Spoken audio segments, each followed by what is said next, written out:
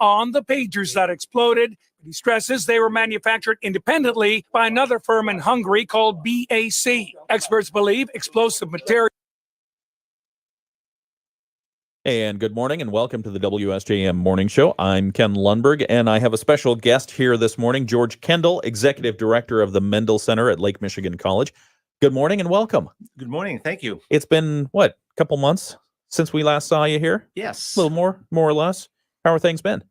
Been going pretty well. We're connecting a lot of new shows and programming this year at the Mendel Center, and I think that's why I'm here, to tell the audience a little bit more about them. About the shows, yes. And do you have time? Can we ask you about you as well? Absolutely. I know you've been into the studio. You're a friend of the station, and I myself would like to have you introduce yourself to others who may not know you.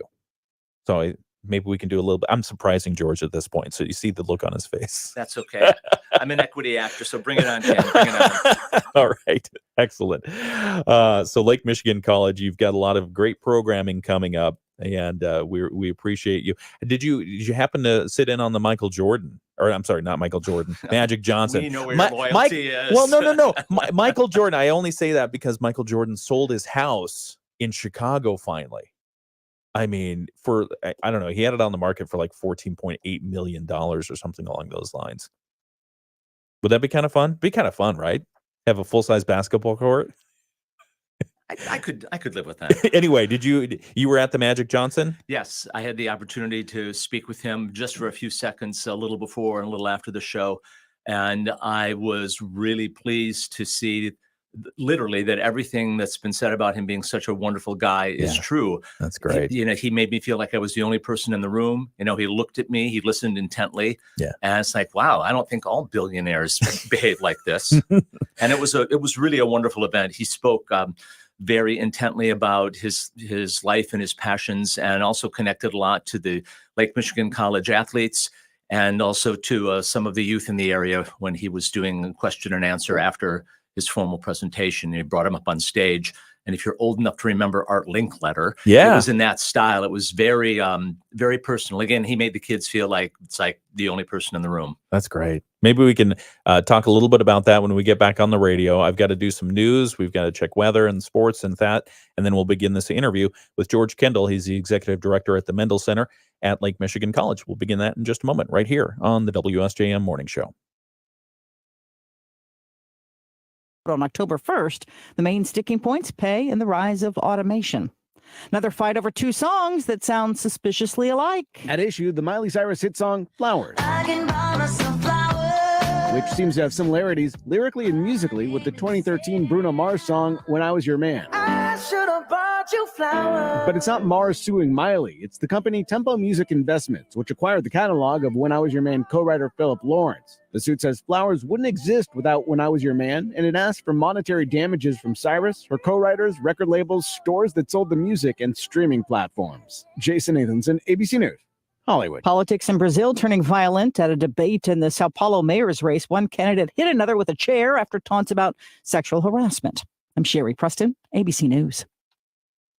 Offer not valid in all states or prohibited by law. Loans are subject to lender approval. See website for details. Bills piling up? Rent due? Need cash help but have bad or no credit? Then you need to go to FastLoansAI.com, where you can get approved for a loan of up to $10,000 regardless of your credit score. FastLoansAI.com is one of the largest lender networks. Their advanced technology can help anyone get up to $10,000. Best part? Money can be in your bank account as fast as the same day. When you need fast cash, go to FastLoansAI.com. That's FastLoansAI.com. WSJM News Now. Team coverage from the WSJM Newsroom on News Talk Sports 94.9 WSJM. And good morning and welcome back to the WSJM Morning Show. We've got a lot of news to talk about. We had ABC News a second ago. We've got our local news from the WSJM Newsroom coming up. We've got sports from Dave Wolf telling us about the Tigers. Are they going to get the wild card? I'm really curious about this one. And then later on, we've got our guest in studio, George Kendall, with the Lake Michigan College Mendel Center. He's the executive director there. We'll talk about upcoming events. I'll also ask him a couple questions about himself and a couple questions about the most recent event where Magic Johnson was at LMC. And that's just super cool. So we'll talk about all the reasons why that was really fun in just a few moments. It's 7:05. The temperature outside right now is 56 degrees in Benton Harbor, clear skies. St. Joseph, clear as well, 58 degrees. And out in Dowagiac, it's 54 degrees and clear. And the forecast for today, it remains that way. Mostly sunny skies when the sun does finally come up today. High around 86 degrees. East winds 5 to 10 miles per hour. It's those east winds that are keeping us in this warm pattern. Tonight, mostly clear skies, a low around 58, and light winds from the northeast. And then Thursday, partly sunny, a high around 87. We could see the winds come from the south, but they are going to be light winds. Friday's forecast, partly sunny, a low around 60, a high around 86. Saturday is going to be another mostly sunny day, high of 87, a low of 64. And then Sunday is when we see the precipitation possibly come in. A 20% chance of showers on Sunday, a high around 84, a low around 64. But we've heard that 20% chance of showers before, and they've disappointed us. So we'll see if we get rain or not. We kind of need it. I mean, if you see the lawns outside right now, they are crunchy, they are brown, unless you've been paying your water bill. Some of the news that we're following this morning, the Van Buren County Sheriff's Department is investigating damage to several vehicles in Antwerp Township. The department says that deputies were sent out to the 29,000 block of Red Arrow Highway in Van Buren County when drivers reported their vehicles being damaged as they drove eastbound on the road Tuesday morning. At least 3 cars were hit by unknown projectiles from the north side of the roadway. The preliminary investigation has determined the damage was not from a firearm, or at least a high-powered firearm, even though it looks like the vehicles were shot. The damage to the vehicles was to the driver's side doors and windows, and there were no injuries, which is good news. The Sheriff's Department says the situation is under investigation, and they say anyone with information, please come forward and talk to the Van Buren County Sheriff's Department. The city of Benton Harbor will soon have a new way to reach residents. At their meeting this week, the city commission approved contracting with Municipal One for a mass text messaging service. Similar to what's in place in many communities, Benton Harbor City Clerk Tiffany Moore said this will enable residents to stay in the loop regarding city operations that affect them directly. For citizens to sign up to receive text messages and or emails based off of their interests. It is through our website company, and it will be all handled through the back end of our website through staff. Moore said there will be several categories of alerts, so if a resident is interested in, say, commission meetings, they can get notifications about any that might be coming up. Residents can also be informed of utility issues, street closures, or special events. The city will pay Municipal One $3,900 for the service per year. Moore said residents will be able to sign up on the city's website or via a QR code or through a text message once the service goes live. As community leaders in Benton Harbor look to reduce violent crime, one idea they're considering is holding another 21 Days of Peace event. Pastor Maurice McAfee of Bethel Baptist Church tells us the last 21 Days of Peace event was back during COVID, when people were cooped up in their homes and tensions were rising. He says church leaders got out on the streets to talk with young people to let them know someone cares and they haven't been forgotten. What we did was we went into certain parts of the city, talked to people and had prayer. And I think actually Chief McGinnis and Deputy Clark actually have statistics that when we were out in the community like that, gun violence actually went down. We had maybe a couple of shots, but it was not like it was prior. So one of the things that my team is talking about doing is just getting back out into the community, on the streets, talking to people. McAfee says since COVID, people seem isolated and angry. He wants to spread the love again to reduce pent-up aggression, thinking of another 21 Days of Peace event, possibly holding that in the springtime. He says with winter now approaching, outdoor parties and other gatherings that lead to such problems in the summertime might be ending anyway. Community leaders want a plan for engaging young people moving forward. McAfee says 21 Days of Peace effort will also take some time to prepare, but again, he says probably next spring.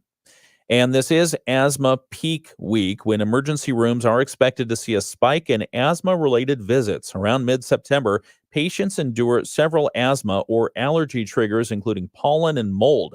Allergist Purvi Parikh says that there are various symptoms to examine as well. And often those symptoms are coughing, wheezing, chest tightness, shortness of breath, trouble breathing, chest pain, and it can be quite serious. We see 10.8 million asthma attacks this time of year and 1.8 million emergency room visits. too. Dr. Parikh says it's crucial for people living with asthma to proactively prepare with their doctor to help overcome the underlying anxiety of having an asthma attack during the upcoming fall season and beyond. Those are just some of the stories that we're following today in the WSJM newsroom. It's 7:11. We've got sports coming up next, and our interview with George Kendall begins now on the video live stream. We'll continue that on the radio here. He's the executive director of the Mendel Center at LMC. So we'll talk with him about more things in just a moment. Tuesday in Major League Baseball, Parker Meadows.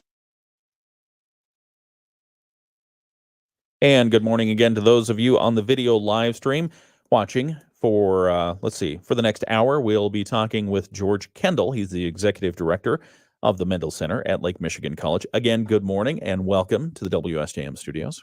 Thank you. How's the weather outside? Oh, it's not too bad. You like 60s, this? It's a little nippy, but okay. You like it like this? Is this I all do. right? Okay. All year round, you take it?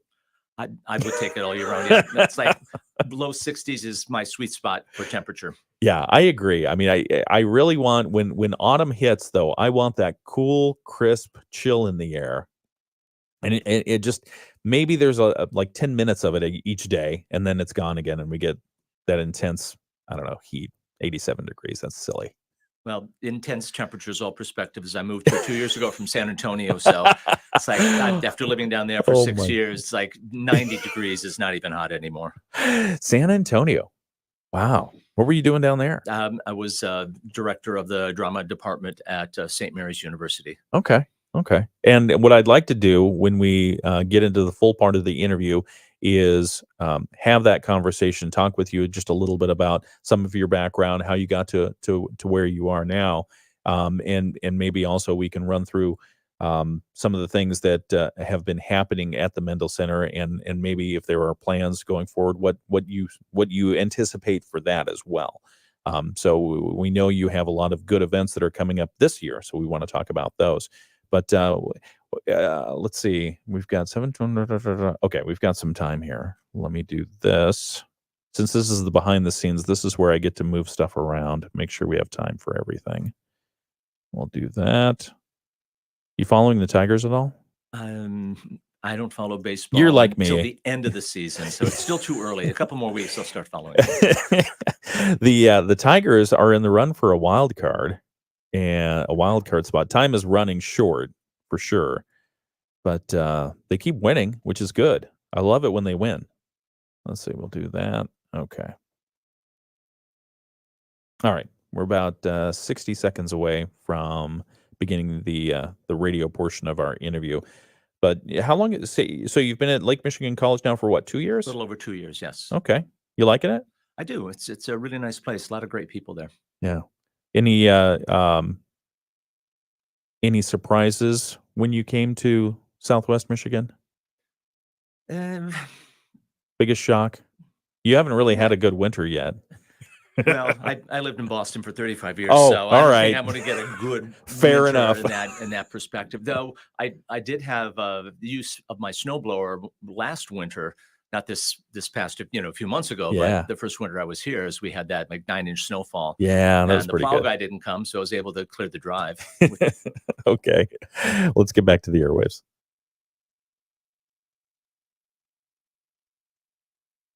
Chance for rain on the horizon. A stray shower possible Sunday and Monday. Better chances Tuesday. I'm WSBT 22 meteorologist Jessica Burns. The Morning Show with Ken Lundberg on WSJM. It is such a joy to have you along on the WSJM Morning Show. Thank you very much for joining us. It's 7:14. We've got 56 degrees in Benton Harbor, 58 over in St. Joseph right now. And our special guest in studio is George Kendall. He's the executive director of the Mendel Center from Lake Michigan College. And we're here to talk about a whole bunch of stuff today, including you're ready for the snow. You've got your snow plow all ready to go, your snow blower. 8 horsepower. Yep. 8 horsepower. That's pretty substantial. Well, that's from that. I brought it with me when I moved from the Boston area 2 moves ago, which I lived out there for 35 years. I'm a Detroit guy originally, but Okay. I lived in Boston most of my Detroit life. Oh God, I said Boston. Sorry, sorry, not sorry. Why don't we talk about that a little bit? For those who don't know George Kendall, maybe introduce yourself and talk a little bit about who you are, where you came from, and what you're doing right now. Grew up in suburban Detroit, went to school at U of M, and right after that, grad school, and lived in Boston for 35 years, where I went out to pursue some employment. Just getting out of college in the early 80s was no fun economically, trying to find jobs, especially in the Detroit area. All the steel mills and the auto-related industries just on more than on hold. It would literally, I remember this economically, it was a depression in that part of southeastern Michigan because the unemployment rate was over 20%.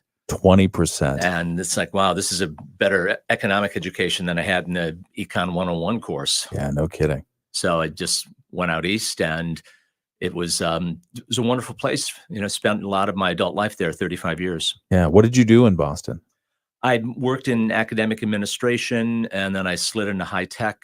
I was working for high tech companies from the East Coast, even though they were in the Silicon Valley. Yeah. So it was a lot of fun working in high tech in the 90s, the Wild West days of the high tech era. I've always found it interesting that Boston has been such a hub for high tech and a lot of medical tech as well. And I guess that's because of all the higher learning institutions that are out there, the brain trust in that area alone. My first job out of grad school was at MIT. Yeah. And it's like, what an incredible place.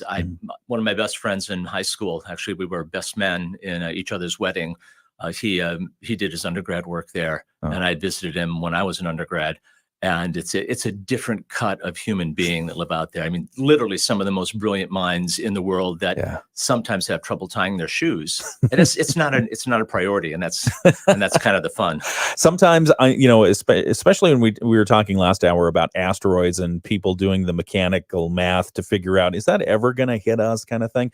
I'm glad that they're focusing on that instead of tying their shoes. I'd much rather them focus on whether or not we're going to have another ice age or anything like that. But that's fascinating. So after Boston, then what'd you do? I went back to grad school for the second time about 10 years ago down in Virginia. Okay. I got an MFA degree.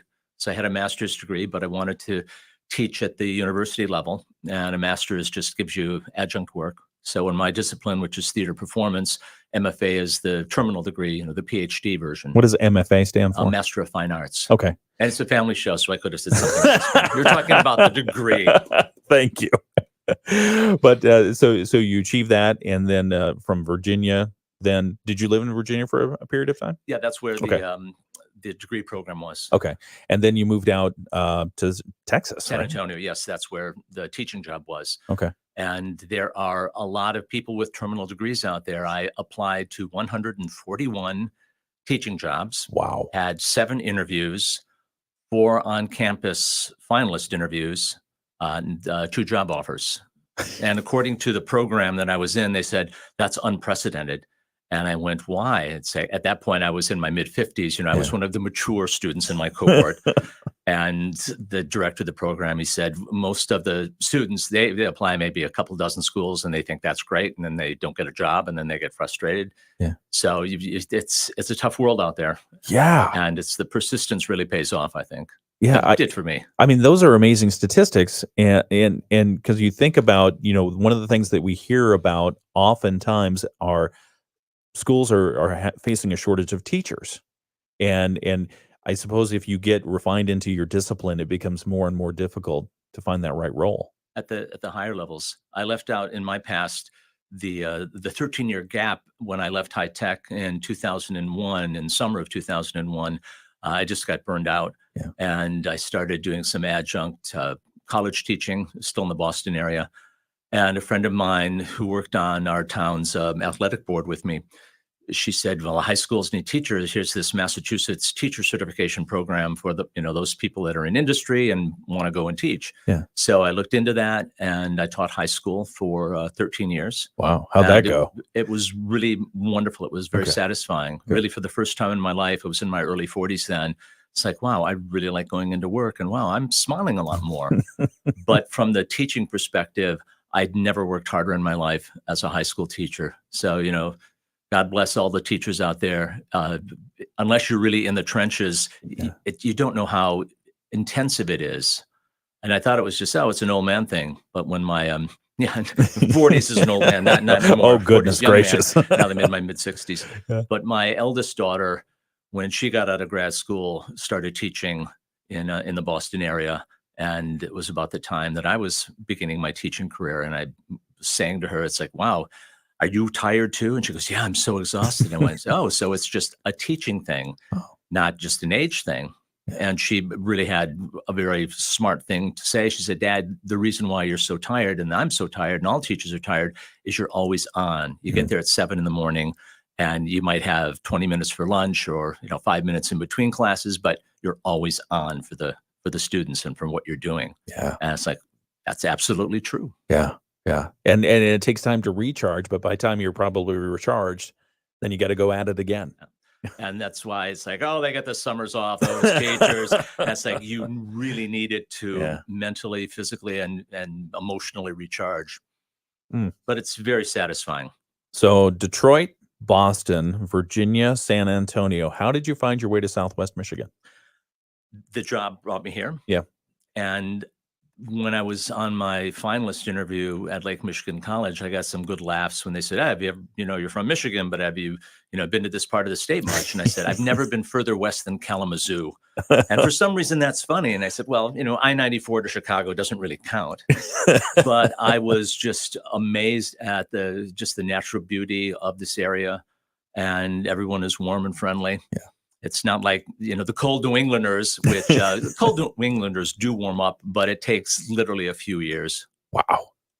Just love the New England people story. Yeah, absolutely. When my first daughter was born, a close worker at friend, it's like, congratulations. Yeah, but your daughter's not a New Englander. And I said, what do you mean? She was born in, Brigham and Women's Hospital in Boston. It's like, I'm not a New Englander, but she is. And he goes, no, George, it takes 2 generations to be a New Englander. And it's like, okay, I get it. And it's kind of like kidding, not kidding. That's great. That's funny. All right, we're talking with George Kendall. He's the executive director of the Mendel Center at Lake Michigan College, and so now you're here at Lake Michigan College.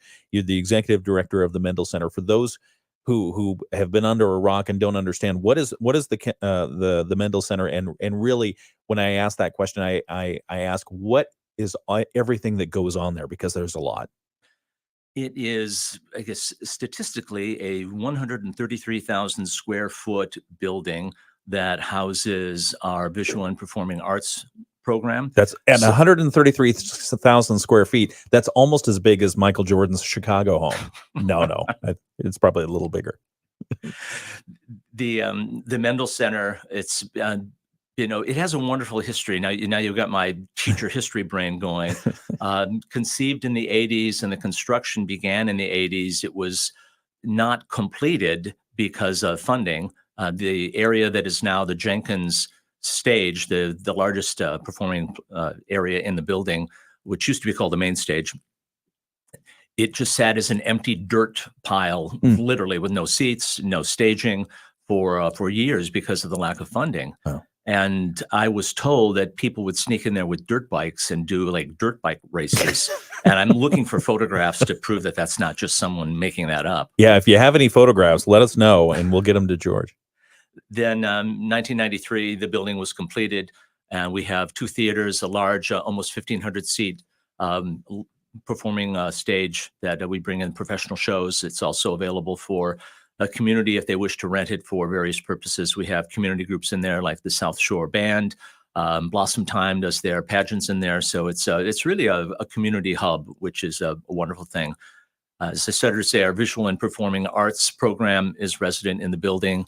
There's a music recital, rehearsal hall, and a smaller theater that is used for not just music, but also the theater program, practice rooms.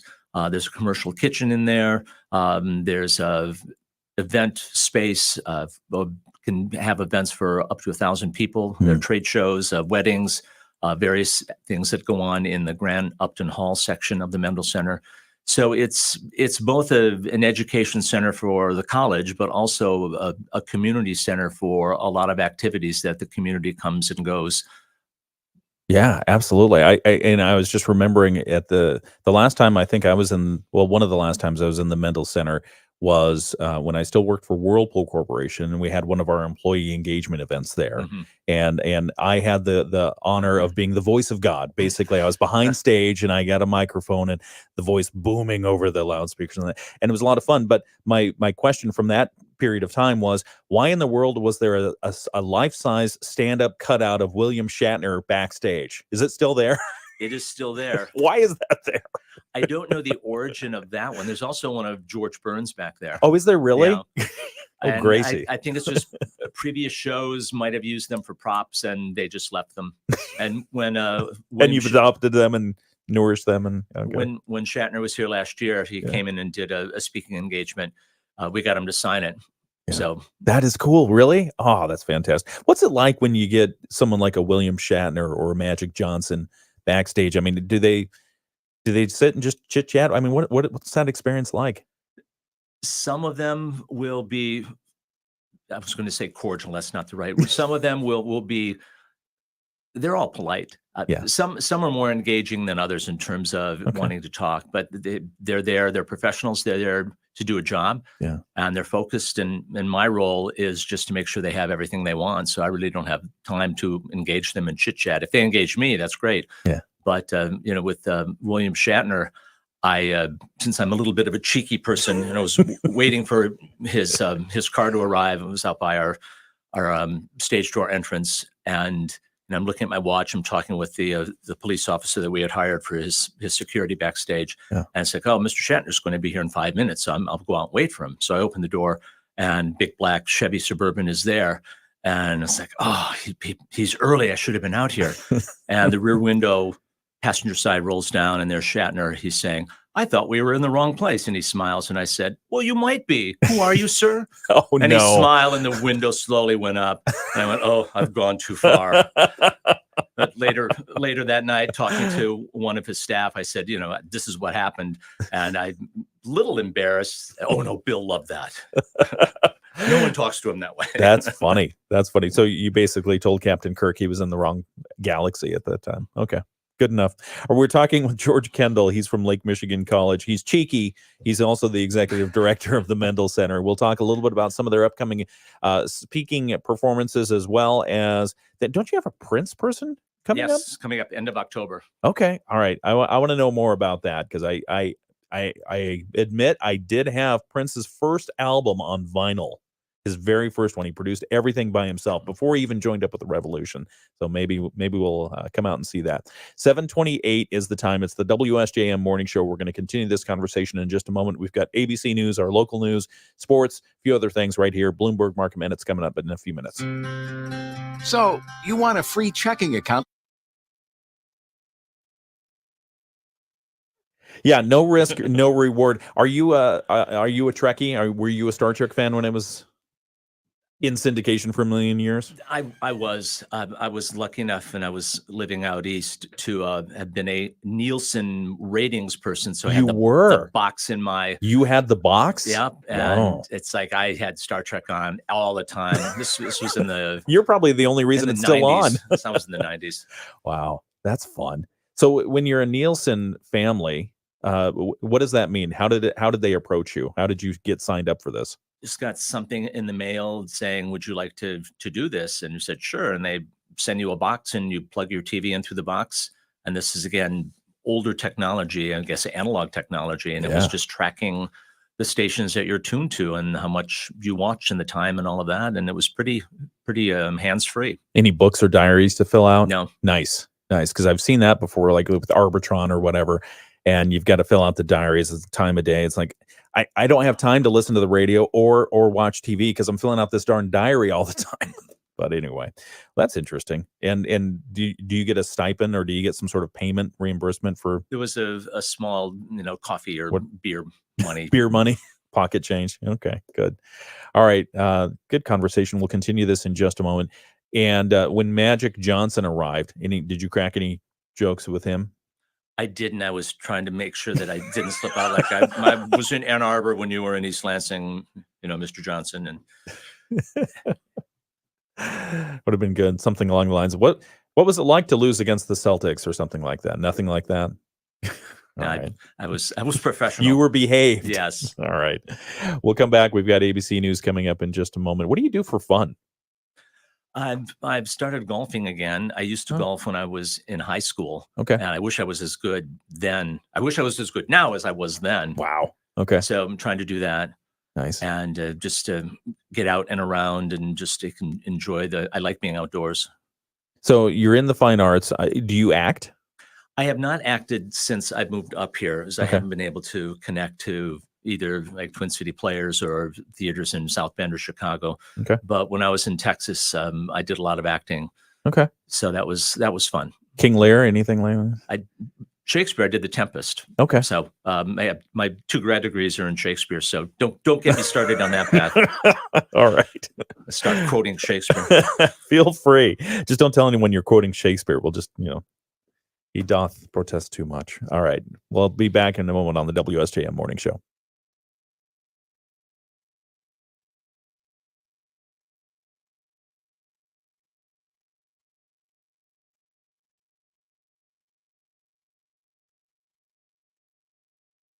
The almost 80-year-old food storage company's Chapter 11 filing came after the business struggled for years. Tupperware says it will seek court approval to carry out a sale process of the business and keep operating during bankruptcy. The Federal Reserve has been holding borrowing costs at a 2-decade high for more than a year. That is expected to change today when policymakers cut rates. But by how much? Forecasters largely expect a quarter-point cut, although investors see better than even odds of a half-point reduction. Futures are edging higher. Gina Cervetti, Bloomberg Radio. The Morning Show with Ken and Friends on 94.9 WSJM.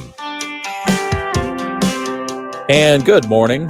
Sorry about the double talk there on the Bloomberg Market Minute. We'll have the ABC News replay in just a moment. The time is 7:32. Temperature outside right now, we're looking at a nice 56, 57 degrees in Benton Harbor and St. Joseph, respectively. Some mostly sunny skies over in Dowagiac right now, 54 degrees there. Again, the forecast for today, we are going to get up to probably around mid-80s. Little change in the forecast. We've seen mostly sunny skies for the balance of the week, and we're going to continue to see that through at least Saturday and into Sunday. Into Sunday, we finally see a change in the forecast with just partly sunny skies, 20% chance of showers, and a high around 84 and a low around 64. So the temperature is not changing too much, but again, introducing a slight chance of some precipitation. The Tigers beat the Kansas City Royals last night 3-1. They play again at 7:40 tonight, and then they take Thursday off, and then they head over to Baltimore to take on the Orioles. So we'll have the full sports report from Dave Wolf. That's coming up in just a moment after ABC News. ABC News, I'm Sherry Preston. In a statement released this morning, Hezbollah has vowed a reckoning against Israel for the deadly explosion of pagers across Lebanon on Tuesday. A dozen people were killed, nearly 3,000 injured. Former Deputy Secretary of State and ABC News contributor Steve Ganyard on the attack itself. What seems to be a very sophisticated operation by the Israelis actually worked by using lower technology, the pagers that they used to implant with explosives that would have detonated on all of the Hezbollah operators who were affected. The legal team for Sean Diddy Combs will be back in court today, trying to get him released on bail. Combs spent the night in a federal lockup charged with sex trafficking, conspiracy, racketeering, and other crimes that carry the potential of decades in prison. The Federal Reserve will finish its 2-day meeting today and is expected to lower a key interest rate at its conclusion. Depending on current economic conditions, the Fed will likely cut the rates by either 1/4 or 0.5%. This is ABC News.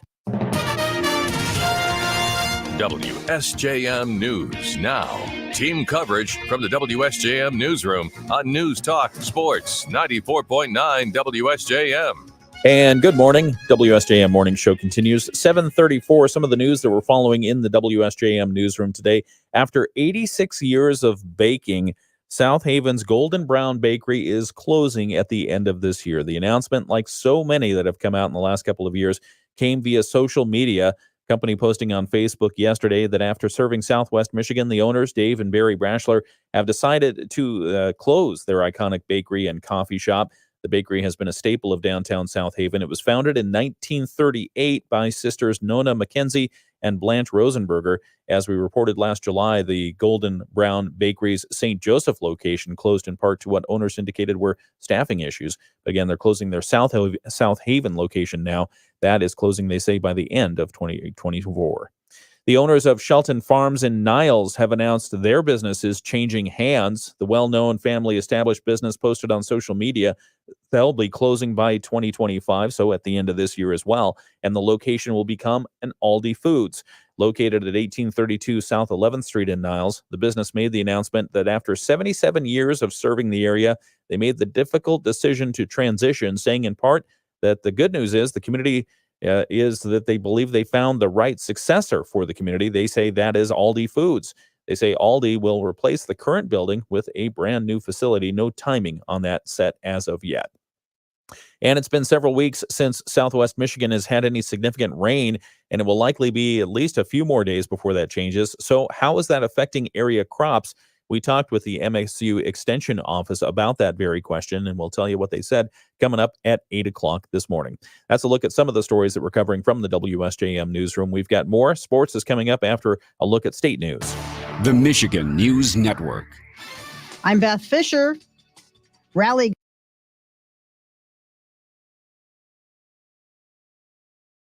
All right, back in our interview and our chit chat with George Kendall, Lake Michigan College, Executive Director of the Mendel Center.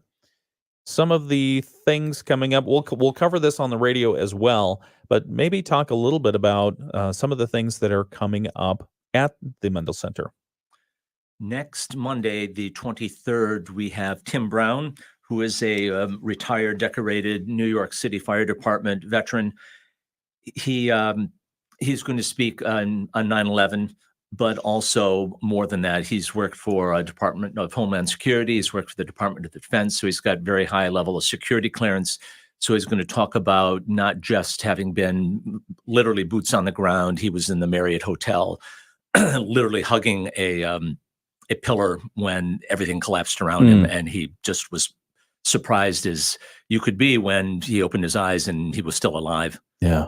It's just very moving. I spoke with him about a month ago on a Zoom call just to get all the logistics for his talk set up. And I was almost in tears just talking with him just on business aspects, just of what he went through. He won't be doing this as part of his talk next Monday, and it'll be in Hanson Theater. So it'll be a little more intimate. Okay.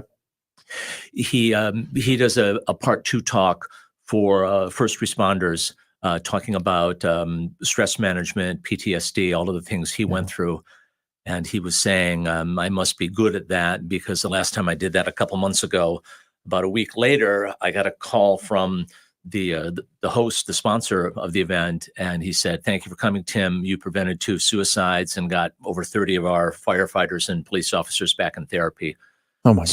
So it's more than just I survived and I lost a lot of friends and people I knew, but also this is a horribly traumatic thing from the human perspective. I mean, survivor's guilt. I can barely imagine what he went through. So it'll be a very moving talk when he comes next Monday. And that is on Monday, the 23rd. 7:30 p.m. at the Hanson Theater in the Mendel Center on the Lake Michigan College campus. And how can people secure tickets for that? Tickets are available both at the Mendel Center on the day of the performance, and also always available online from the mendelcenter.com. Okay. Yeah, I can imagine in addition to talking about those 2 items, the experience of what he went through on 9/11, and then the stress management for first responders, which thank goodness he's doing that. Because you think about first responders, and again, it may sound cliche, but it's absolutely true and astonishing and honorable that every day that there's an emergency where people are running from something, the first responders are running to it, no matter what it is. And we've talked with many law enforcement who have said, the worst part of their job is showing up for that, but they wouldn't change a thing that they've done in the way that they respond when people need them most. So that looking forward to that talk. And then his experience both at the Department of Homeland Security and the Department of Defense, seeing how the world has changed because it pivoted on 9/11, as we know.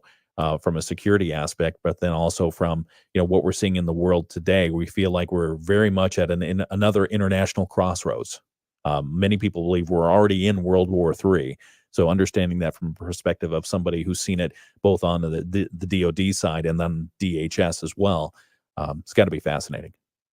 It's one of the reasons why I really enjoy my job is to be able to pull in speakers of this caliber and share their stories. I mean, we all need to hear these stories, even if they're painful. Right. And as a theater professional, this is one of the things that I'm wired to do. Is like, I literally have you as a ticket holder. You've paid money and you're in the seat for a couple of hours, and of course, you can walk out if it's too much for you, but you're being exposed to ideas, and you're being exposed to things that might be pleasant and wonderful, or they might not be.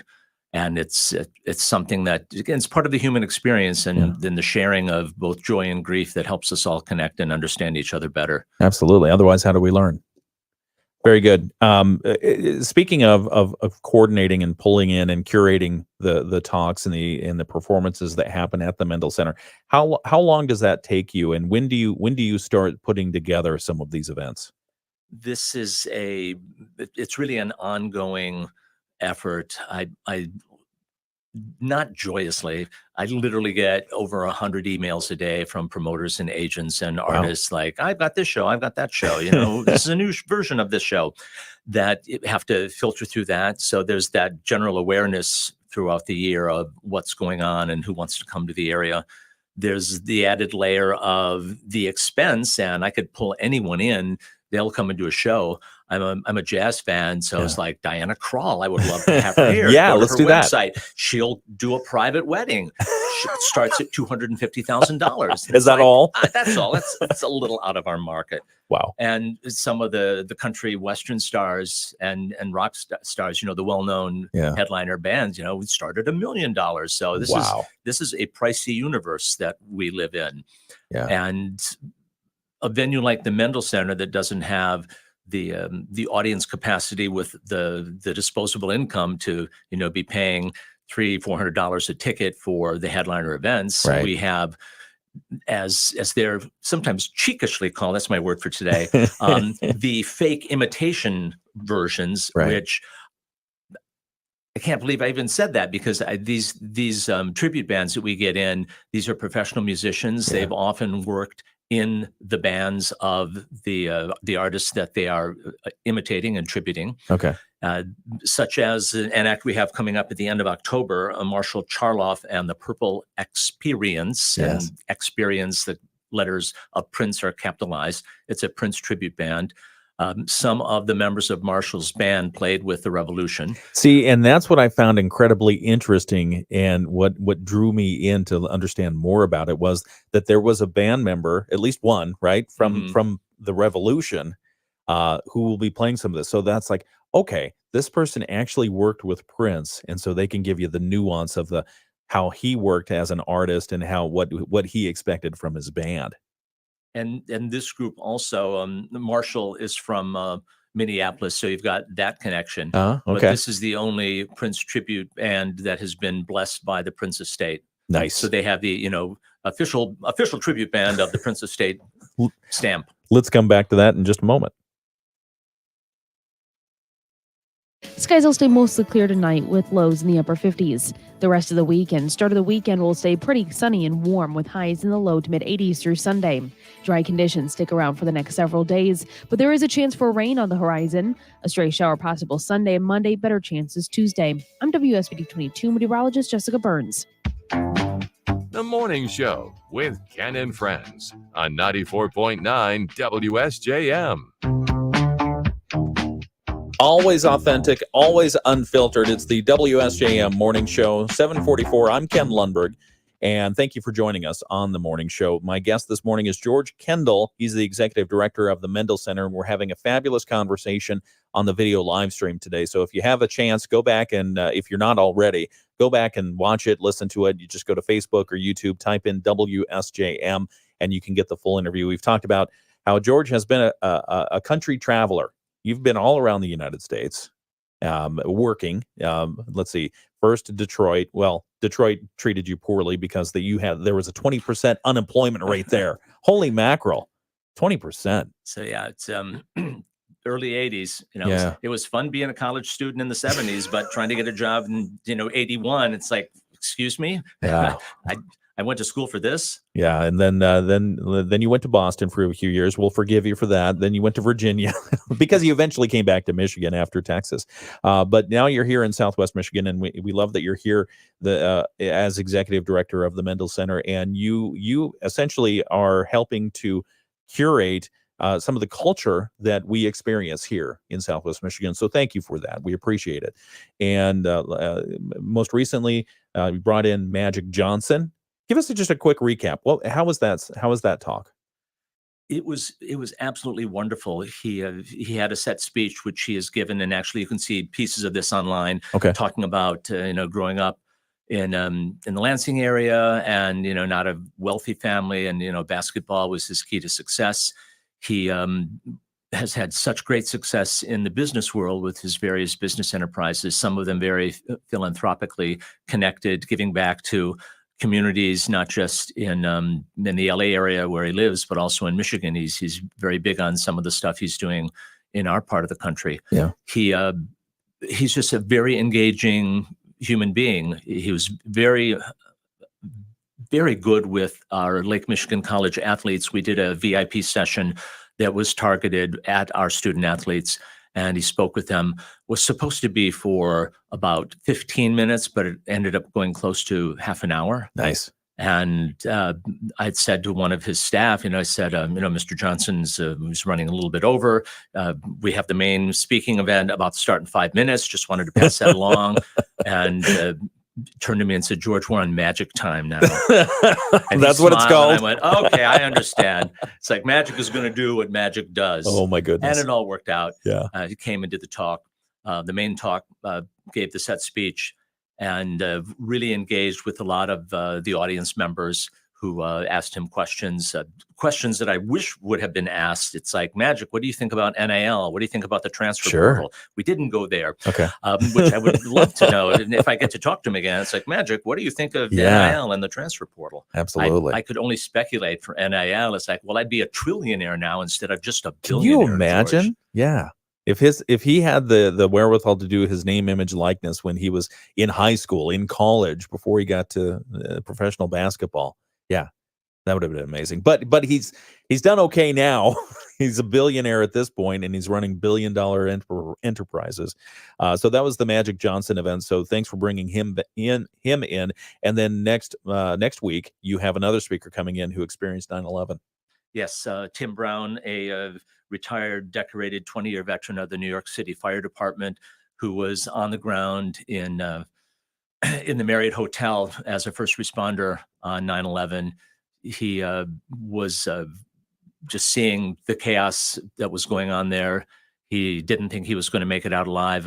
Spoke with him a few weeks ago on a Zoom call to prepare for this event, and just very, very moving. What he talks about, not just his personal experience, but the aftermath, survivor's guilt. Why did he survive? And over 200 people that he worked with, a couple of his best friends, and didn't make it out alive. So it's a very moving talk. And it's one of the things that I enjoy about the Mendel Center Lake Michigan College Speaker Series. Folks that we bring in, like Magic, like Tim Brown, and we have another speaker coming up in November I'll talk about in a few minutes.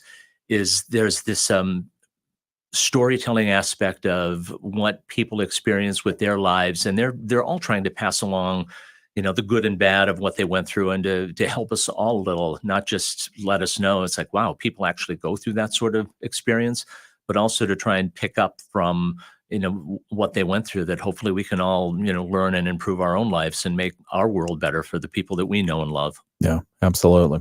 We're talking with George Kendall. He's the executive director of the Mendel Center, and we will continue this interview as part of our Moody on the Market update in just a moment, and let you know how you can get tickets to the event that's happening next week and other upcoming events and performances that are going to be at the Mendel Center. We'll be right back and talk about that. Tired of internet providers that don't understand what you and your family need? Midwest Energy and Communications is here with fast, reliable fiber internet exclusively for rural southern Michigan residents. Stream shows and movies, game online, and work from home without data caps or throttling. Your whole family can be online at the same time without slowdowns or interruptions. And when you call for assistance, you get to speak with a local support team. Learn more about Midwest Energy and Communications rural fiber internet and check your eligibility at teammidwest.com/internet.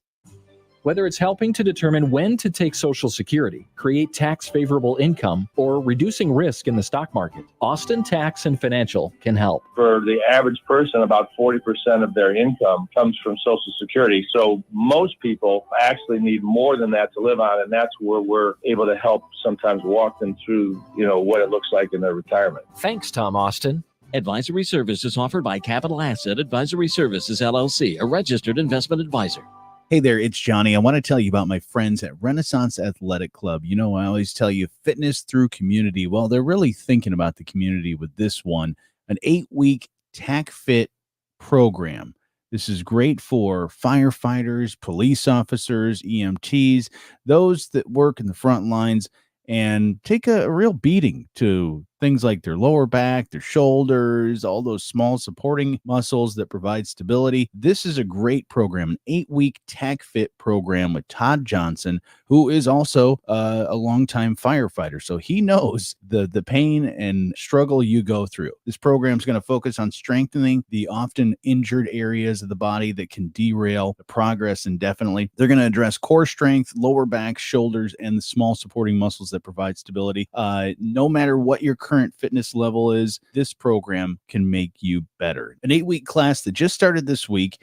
You can pay in full and save. You want to contact the club and learn more about it, you can give them a call or email Todd Johnson. That's tjohnson@racbh.com, or just stop by. Renaissance Athletic Club, located at 501 Graham Avenue in Benton Harbor. The Morning Show with Ken Lundberg on WSJM. It's 7:52 on your Wednesday, 18th day of September. Good morning. Morning show continues. And we're talking with George Kendall. He is the executive director at the Mendel Center. And thank you for letting us learn a little bit more about you, about the Mendel Center, and about some of the speakers that you have had and that you will continue to have at the Mendel Center this season. You've got one coming up Monday. We've talked about that in a moment. What other performances? Well, wait, before we do that, I want to ask you, we were talking off the air just a second ago about tribute bands. And as a matter of fact, as a full disclosure, you said that you were a member of a tribute band as well. Tell us about that. When I lived down in San Antonio, I played trumpet in the horn section of a 10-piece Vegas-style Elvis tribute band based out of Austin. There's trumpets in Elvis music? In the last phase of his life, when he was in the Vegas phase, this was a large, 10-piece band with backup singers, trumpet, sax, trombone. So this was big-time fun. And, this is the white jumpsuit Elvis era. Okay. The Big Elvis. Some people call it Big Elvis era, the Las Vegas era. Some people call it the just about to go era. Unfortunately, still too soon for that one. yes, very much so. But so trumpet. How long have you played trumpet? Do you still play? I do. Okay. Played trumpet since 5th grade. The Heinsohn Elementary School in Southgate, Michigan. Oh wow! You ever play the flugelhorn? I do. I have a flugelhorn as well. Chuck Mangione fan? Of course. The great music. Great music. All right. What else do we have coming up? Let's do this as part of the Moody on the Market update. So the Moody on the Market update is brought to you by Insurance Management Service. Call IMS today, your local auto owner's insurance agency in St. Joseph and in Niles. Would you run through for us some of the upcoming events? Certainly. Sorry, I almost went into my Three Stooges. Sweetly. Sweetly. Is it too early for that? It's never too early for the Three Stooges or Yeah. Elvis. So Tim Brown next Monday, retired New York Fire Department first responder. Friday, October 25th, Marshall. I can say this. It's no longer early. It's after. You sure 7, you don't right? want that coffee? Well, we might change. All right. Marshall Charloff and the Purple Experience, a Prince tribute band. Okay. He has been approved by the Prince estate. He has members of his band that used to play with Prince and the Revolution. Wow. So there's a true connection. And really, tribute bands, they're not knockoff cheap imitations. These are acts of love where these artists really are trying to be faithful to keep the music of these not always no longer with this artist, but keeping that music going and accessible and affordable for people. Okay. In Thursday, November 7th, we have Lieutenant Colonel Dan Rooney of the United States Air Force. He's a two-time Top Gun award-winning F-16 pilot. So he will give us a talk on leadership. He's also a PGA professional. Oh. So it's like, okay, being a brain surgeon and, being a movie star at the same time, wouldn't that be great? It's like being a F-16 pilot and a PGA member. That's pretty tough to beat as well. Yeah, imagine the precision that goes through his mind. That's frightening to think about that. The one thing, not just Lieutenant Colonel Dan Rooney, but Tim Brown, and I mentioned this about Magic Johnson as well. When we bring in these speakers to the Mendel Center, we always make sure there's a student connection for our LMC students. So both Tim Brown and Lieutenant Colonel Dan Rooney will be giving a 12 noon talk to our students on campus before the evening presentation the same day. And that's an important aspect, I think, of connecting these artists to the community. Same thing when we bring in musicians, we try and connect them with our visual and performing arts students with workshops or at least a presentation that this is what it's like to be a professional musician. That's great. Which is, it's not all glory. Sometimes it's not glory at all. It's a lot of hard work. A touring band, it's like, I wouldn't want that job. It's a grind. Yeah, absolutely. I recently had an interview with somebody who toured with a professional ballet company, had the opportunity to do that as they were going to college. And they said, when you're on the stage, it's amazing. The rest of it, a complete and utter miserable grind. And so bringing them forth and having that opportunity to connect them with the students as well is great. What a great idea. What a great idea. All right. And so if people want more information, any others to mention before we? We have a holiday show beginning of December, a Cirque Musical Holiday Wonderland. It's a Cirque du Soleil type of holiday show. Okay. Next year, the U.S. Army Field Band and Soldiers Chorus will be making a return visit. I think they were here about 10 years ago. Okay. That's in early April. And also a return visit at the end of April, the Perandi Stunt Dog Experience, a couple of shows on Sunday, where this wonderful married couple and their dozens of well-trained dogs come in and do this fantastic show. That's fantastic. If you need more information on any of these performances or events that are upcoming, just go to themendelcenter.com. You can see everything there, find out more information. And again, Tim Brown, former fire department with New York, is going to be speaking on Monday at LMC, and there are still tickets available? Yes. Okay. So go to themendelcenter.com. You can buy your tickets there. George Kendall, Lake Michigan College, the Mendel Center Executive Director. Thank you for joining us. Oh, it's been my pleasure. It was hard to restrain myself because I see you don't have a mute button, but no, nor do we have a delay. So now you tell me when we're done. All right. It's the WSJM Morning Show. Thanks for listening. We've got ABC News coming up in just a moment. Are you a small business owner or entrepreneur looking? All right, and thank you to those watching on the video live stream today. If you missed any part of this interview, just go back and you can watch it on the video archive. It's at Facebook or YouTube. George, thanks for coming in again. My pleasure. We appreciate you. Anything else we need to know? We talked about trumpet. Breathe slowly. Breathe slowly. And deeply. Good advice.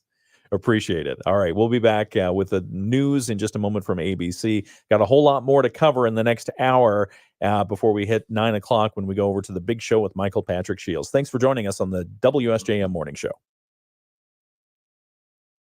Lane if possible. This protects roadway responders and others.